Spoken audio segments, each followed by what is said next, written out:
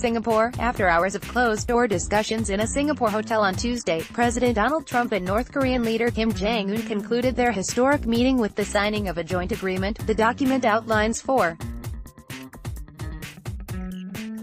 points the two leaders agreed upon: establish new US-DPRK relations, build a stable peace regime, a commitment from North Korea to work toward the complete denuclearization of the Korean Peninsula, and the repatriation of American POW remains. The agreement doesn't appear to contain any firm promises from Pyongyang to abandon its nuclear weapon program, but rather opens the door to ongoing discussions. An analyst told HuffPost the agreement doesn't contain much more than North Korea has promised in decades past. And this isn't the first time in recent months that North Korea has vaguely promised to denuclearize. Kim pledged to do so following his meeting with South Korean President Moon Jae-in in April as part of the so-called Panmunjom Declaration. In a lengthy solo press conference later, Trump mentioned other topics the leaders apparently discussed, such as ending U.S.-South Korea joint military exercises. Trump called the document very important and comprehensive, adding that it would be discussed at great length. "I think both sides are going to be very impressed with the result," he said during the signing ceremony. Speaking after Trump, Kim said, "Today we had a historic meeting and decided to leave the past behind.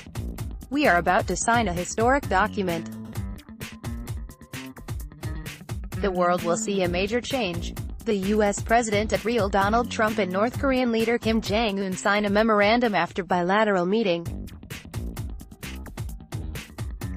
"It worked out for both of us far better than anybody could have expected, far better than even anybody would have even predicted. This is going to lead to more and more and more, and it's an honor to be with you." The president later told reporters during his news conference that he was open to visiting Pyongyang and planned to invite Kim to the White House, both at the appropriate time. President Trump says that he and Kim Jong-un have developed a very special bond after.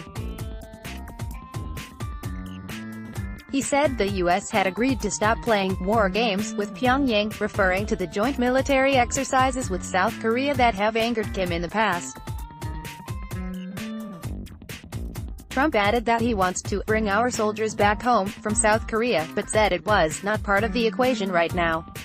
The document signed by the two leaders included no language about human rights protections. When asked about this, Trump said human rights had been covered during the meeting and would be discussed more in the future. New joint statement by President Trump and Kim Jong-un. President Trump committed to provide security guarantees to the DPRK, and Chairman Kim Jong-un reaffirmed his firm and unwavering commitment to complete denuclearization of the Korean Peninsula. https://t.co/5zpdocopec.twitter.com/qzgomiovica. ABC News. At ABC, June 12, 2018, Trump told reporters that any denuclearization efforts will be verified.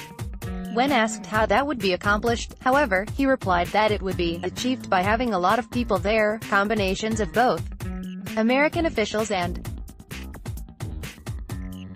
international representatives. Disarmament experts have long said any deal with the North should contain firm commitments about what exactly denuclearization means and how the country would go about it. Secretary of State Mike Pompeo himself on Monday told reporters the only outcome the United States will accept was the complete and verifiable and irreversible denuclearization of the Korean Peninsula.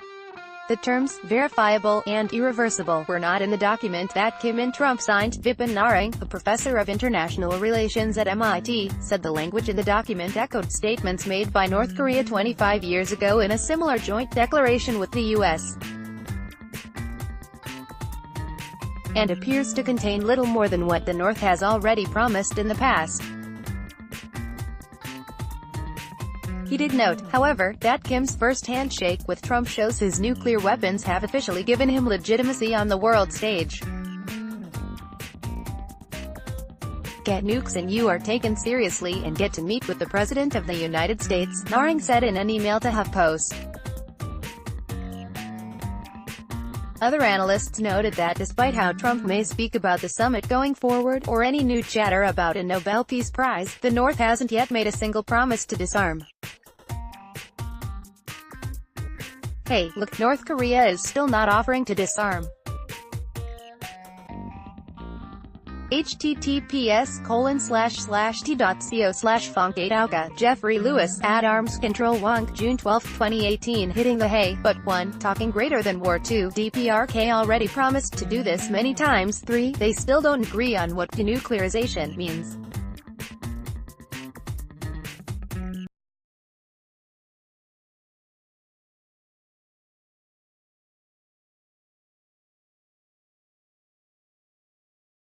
Kim Jong-un is desperately looking for international recognition of North Korea as a country in good standing, of his right to rule it, and of the legitimacy of his possession of nuclear weapons.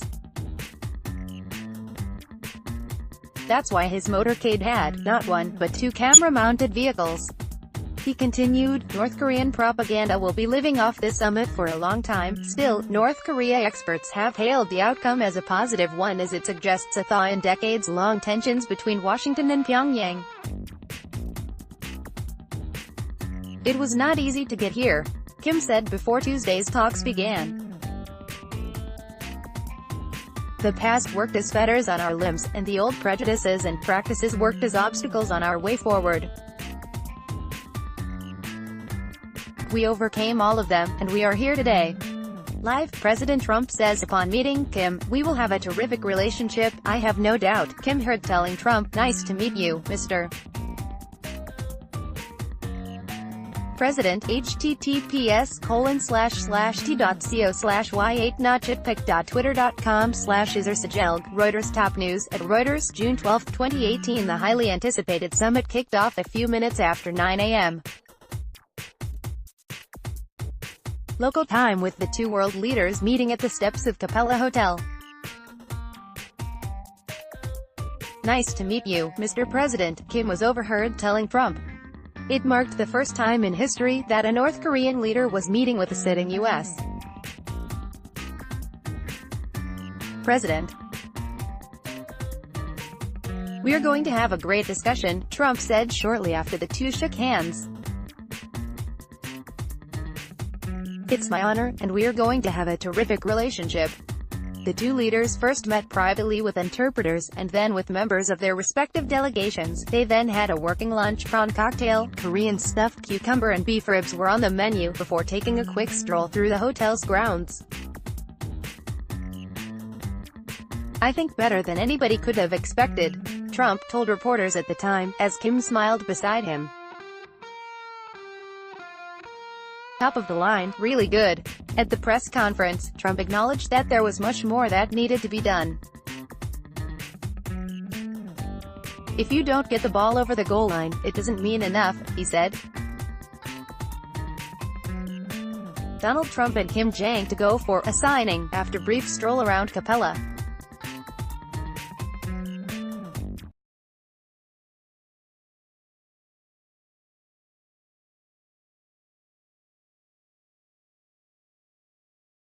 This story has been updated with analysis and comments from Trump's press conference.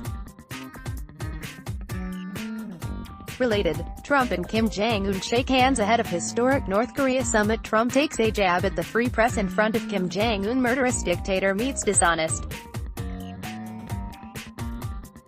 president. Behind closed doors, Kim Jong-un's bevy of bodyguards are back. And yes, they're still running. Download. Do you have information you want to share with HuffPost? Here's how.